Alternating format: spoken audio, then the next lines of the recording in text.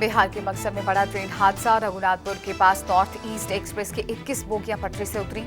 4 लोगों की मौत, 70 लोग जख्मी। देखिए, अभी तक सिर्फ 4 कैजुअल्टी की पुष्टि हुई है और बाकी अभी यहाँ पे हमारा रेस्क्यू ऑपरेशन चल रहा है। इसमें 21 बोगियां पटरी से उतरी है। देखिए, अभी जो हमारा प्रथम जो कार्य है वो है कि जो हमारे पैसेंजर्स हैं उनको मेडिकल एड प्रोवाइड करना और जो पैसेंजर्स हमारे सुरक्षित हुए हैं उनको सुरक्षित आगे की यात्रा का। मेडिकल टीम के साथ साथ एनडीआरएफ एसडीआरएफ की टीमें मौके पर मौजूद। जिला प्रशासन ने जारी किए हेल्पलाइन नंबर्स। घायलों का अस्पताल में चल रहा है इलाज। वहीं अपर टाउन लाइन की 21 ट्रेनों को किया गया डायवर्ट। इन रेलगाड़ियों को दीनदयाल गया पटना रेलखंड और दीनदयाल सासाराम आरा मार्ग से चलाया जा रहा है। वहीं बनारस पटना जनशताब्दी एक्सप्रेस का अप और डाउन का परिचालन रद्द कर दिया गया है। इजरायल फिलिस्तीन संघर्ष के बीच आज से भारतीयों की वतन वापसी। सरकार ने ऑपरेशन अजय के तहत इजरायल में फंसे भारतीयों को लेकर आज स्वदेश आएगा पहला विमान। विदेश मंत्री एस जयशंकर ने कहा, हर एक भारतीय की सुरक्षित वापसी प्राथमिकता। भारतीय दूतावास के मुताबिक इजरायल में 18,000 भारतीय। प्रधानमंत्री नरेंद्र मोदी का आज उत्तराखंड द्वारा राज्य को 42,000 करोड़ की परियोजनाओं की देंगे सौगात। पार्वती कुंड, जागेश्वर धाम में करेंगे पूजा अर्चना। अर्धसैनिक बल और आम लोगों को करेंगे संबोधित। पुरानी पेंशन सहित 7 मांगों को लेकर कर्मचारी संगठनों की 3 नवंबर को दिल्ली के रामलीला मैदान में रैली। निजीकरण पर रोक, नियमित भर्ती, 18 महीने के डीए एरियर की भी मांग। छत्तीसगढ़ चुनाव को लेकर कांग्रेस केंद्रीय चुनाव समिति की आज अहम बैठक। आज की बैठक में उम्मीदवारों के नामों पर लग सकती है मुहर। कई मौजूदा विधायक सहित 2 मंत्रियों का टिकट कटने की अटकल। यूपी में आज से बीजेपी का सूफी संवाद महाअभियान का आगाज। 2024 आम चुनाव के लिए मुस्लिम वोटरों को अपने पाले में लाने की तैयारी। दिल्ली शराब घोटाले में गिरफ्तार मनीष सिसोदिया की जमानत याचिका पर अहम सुनवाई। पिछली सुनवाई में सरकारी गवाह बने दिनेश अरोड़ा की विश्वसनीयता पर कोर्ट ने किए थे सवाल खड़े। दिल्ली बाटला हाउस एनकाउंटर में आतंकी आरिस की मौत की सजा पर हाई कोर्ट सुनाएगा फैसला। निश्चित अदालत की मौत की सजा और 11 लाख के जुर्माने के फैसले को चुनौती दी गई थी। सुप्रीम कोर्ट की संविधान पीठ लोकसभा और विधानसभा स्पीकर के अधिकार क्षेत्र को लेकर अहम सुनवाई करेगी। पीठ नबाम रेबिया जजमेंट की समीक्षा करेगी। जेट एयरवेज के संस्थापक नरेश गोयल की याचिका पर सुनवाई। गोयल अपनी गिरफ्तारी को चुनौती दी है। उन्होंने ईडी की कार्रवाई को पीएमएलए नियमों का उल्लंघन बताया।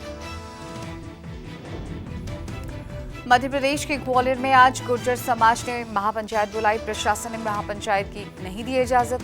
भीम आर्मी चीफ चंद्रशेखर सहित कई नेताओं पर भड़काऊ पोस्ट का आरोप। महाराष्ट्र विधानसभा के अध्यक्ष राहुल नार्वेकर ने शिवसेना के अयोग्य विधायकों के मुद्दे पर फिर सुनवाई करेंगे। शिंदे और उद्धव गुट की शिकायतों पर तय तारीख से एक दिन पहले सुनवाई हो रही है। IHGF दिल्ली मेले का 56वां संस्करण आज से शुरू। 16 अक्टूबर तक चलने वाले मेले में भारतीय हस्तशिल्प की लगेगी प्रदर्शनी। 100 देशों के जुटेंगे खरीदार। इजरायल और हमास के बीच भीषण जंग जारी। इजरायल में अब तक 1200 से ज्यादा लोगों की मौत, 3000 लोग जख्मी। इजरायल की गाजा पट्टी पर जारी हमलों के बीच अब तक 1055 लोगों के मरने की पुष्टि, 5000 के लगभग लोग जख्मी। हमास की अल कसम ब्रिगेड लगातार इजरायल के शहरों पर रॉकेट हमला कर रहा है। देर रात अशलिकोन में आयरन डोम ने बड़े रॉकेट हमले को नाकाम किया। लेबनान की तरफ से घुसपैठ का दावा। माइलूट तर्शीहा में लोगों को घर से नहीं निकलने की चेतावनी। इजरायल में हमास के आतंकी हमले में अब तक 22 अमेरिकी नागरिकों की भी मौत। अपने नागरिकों की सुरक्षित निकासी सुनिश्चित करने में जुटा है यूएस। इजरायल में फिलिस्तीन से जारी संघर्ष के बीच बनी युद्धकालीन एकता सरकार। नेतन्याहू और विपक्षी नेता मिलकर युद्ध की रणनीतियां बनाएंगे। 50 साल बाद इजरायल में बनी एकता सरकार। अमेरिका से अत्याधुनिक गोला बारूद और हथियार को लेकर विमान इजरायल पहुंचा। नेवातिन एयरबेस पर उतरा विमान। यूएस ने इजरायल को हर संभव मदद देने का किया ऐलान।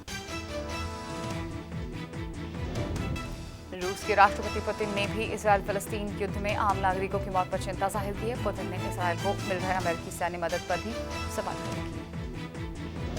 दुनिया के सबसे अमीर और टेस्ला के मालिक एलन मस्क इजरायल के समर्थन में आ गए हैं। मस्क ने इजरायल में टेस्ला की गाड़ियों को चार्ज करना किया फ्री। इजरायल में टेस्ला के 22 सुपरचार्जर स्टेशन। राजस्थान में बदली चुनाव की तारीख 23 नवंबर की जगह 25 नवंबर को होगा मतदान। देवउठनी एकादशी के चलते किया गया बदलाव। 3 दिसंबर को आएंगे परिणाम। 31 अक्टूबर को देश को मिलेगी माय भारत डिजिटल प्लेटफॉर्म की सौगात। केंद्रीय मंत्री अनुराग ठाकुर बोले, माय भारत प्लेटफॉर्म पर एक साथ जुड़ेंगे करोड़ों युवा। कांग्रेस महासचिव प्रियंका गांधी की आज मध्य प्रदेश के मंडला में चुनावी सभा। प्रियंका के साथ प्रदेश कांग्रेस अध्यक्ष और पूर्व सीएम कमलनाथ भी रहेंगे मौजूद। राजस्थान में बीजेपी की जारी पहली सूची के बाद पूर्व सीएम वसुंधरा राजे की नाराजगी सामने आई। एक्स अकाउंट की डीपी से वसुंधरा ने हटाया बीजेपी का झंडा, लिखा राजस्थान। बीएसपी प्रमुख मायावती ने इंडिया गठबंधन पर लगाया अफवाह फैलाने का आरोप। मायावती ने सपा नेता राम गोपाल यादव के साथ गुपचुप मीटिंग से किया इनकार। लखनऊ में जेपी सेंटर के बाहर जबरदस्त हंगामा। अखिलेश यादव को जेपी एनआईसी में जेपी की प्रतिमा पर माल्यार्पण करने से रोका गया। बैरिकेडिंग बांधकर जेपी सेंटर में घुसे अखिलेश।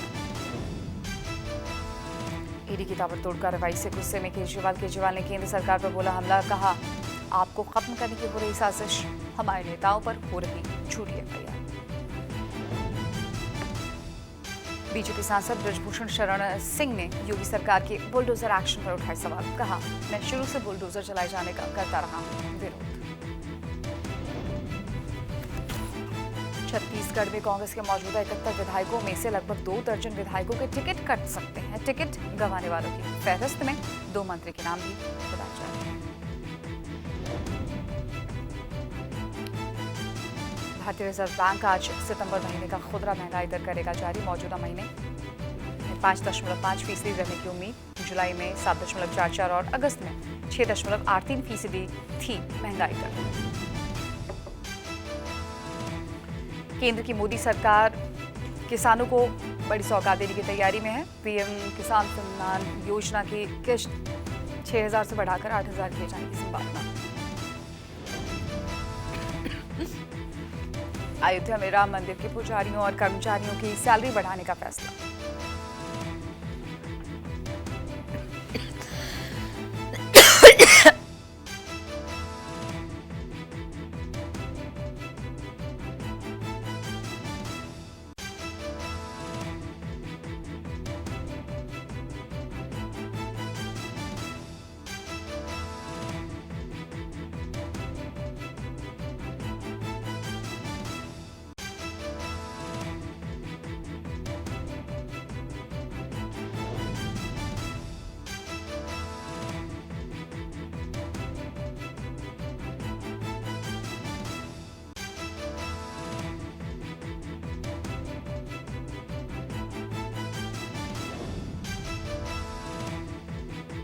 भारत और चीन के बीच 20वें दौर की कोर कमांडर स्तर की बातचीत हुई। विदेश मंत्रालय के मुताबिक दोनों देशों के बीच एलएसी विवाद सहित तमाम लंबित मुद्दे पर बातचीत हुई।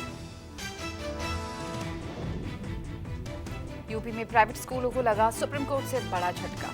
उच्चतम न्यायालय ने कोरोना काल में लिए गए फीस का 15% लौटाने के आदेश पर लगी रोक हटाई। इलाहाबाद हाईकोर्ट ने लगाई थी रोक। मणिपुर में जारी हिंसा के बीच इंटरनेट पर बैन 5 दिनों के लिए बढ़ा दी गई है। मणिपुर में 16 अक्टूबर तक बढ़ाई गई है रोक।